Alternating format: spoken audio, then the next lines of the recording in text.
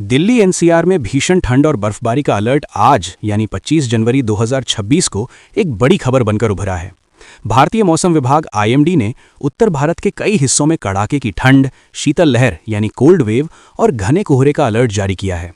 पहाड़ी इलाकों में भारी बर्फबारी के कारण मैदानी क्षेत्रों, खासकर दिल्ली एनसीआर में ठंड का सितम बढ़ गया है। हाल के दिनों में हुई बारिश और पश्चिमी विक्षोभ यानी वेस्टर्न डिस्टर्बेंस के प्रभाव से मौसम में ये बदलाव आया है, जिससे न्यूनतम तापमान काफी गिर गया है।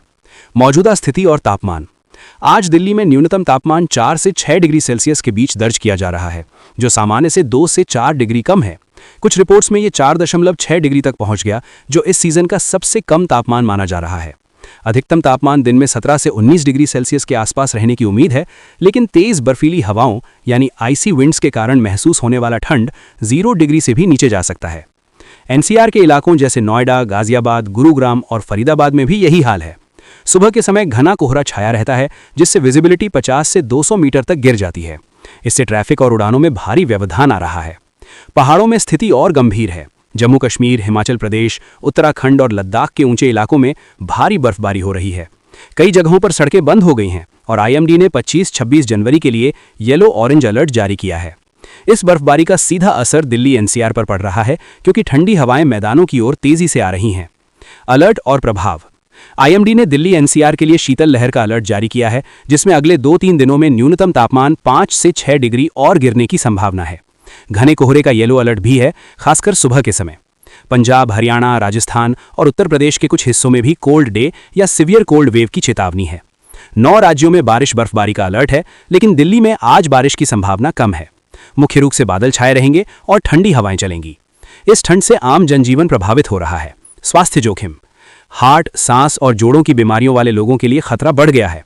डॉक्टर सलाह दे रहे हैं कि बुजुर्ग और बच्चे बाहर कम निकलें। ट्रैफिक और यात्रा। कोहरे से सुबह के समय हाईवे पर एक्सीडेंट की घटनाएं बढ़ी हैं। कई स्कूलों ने समय बदला है या ऑनलाइन क्लास रखी हैं। कृषि प्रभाव। फसलों को नुकसान का डर, खासकर सरसों और गेहूं की। एक्यूआई और प्रदूषण। ठंड और कोहरे से प्रदूषण स्तर बढ़ रहा है, लेकिन बारिश के बाद कुछ सुधार हुआ था। आने वाले दिनों का पूर्वानुमान। 26 जनवरी गणतंत्र दिवस पर मौसम साफ रहने की उम्मीद है। कोई बारिश नहीं होगी, लेकिन ठंड बनी रहेगी। 27 जनवरी से फिर हल्की बारिश या बर्फीली हवाओं का दौर शुरू हो सकता है।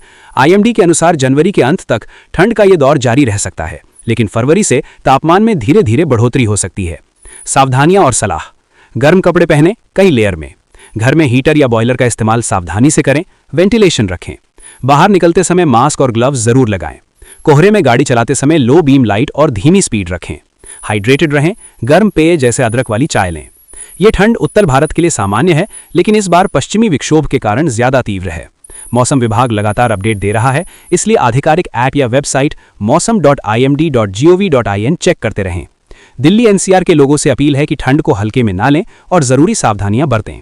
अगर आपको किसी खास इलाके का अपडेट चाहिए तो बताएं।